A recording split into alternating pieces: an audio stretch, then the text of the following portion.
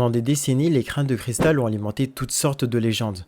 Certains pensaient qu'ils avaient été sculptés il y a des milliers d'années par une ancienne civilisation comme les Mayas ou les Aztèques. Et d'autres, avec un peu plus d'imagination, imaginaient même que c'était des aliens eux-mêmes qui les avaient faits pour nous. Le crâne le plus célèbre est le crâne de Michel Edge.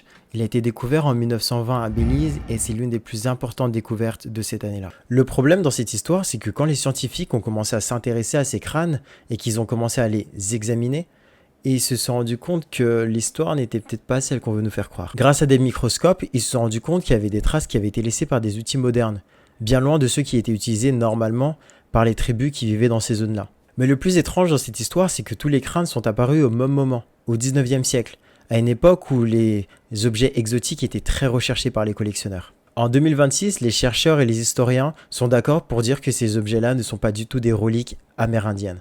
C'est simplement des objets qui ont été faits avec des outils modernes pour tromper des collectionneurs qui étaient friands d'antiquité.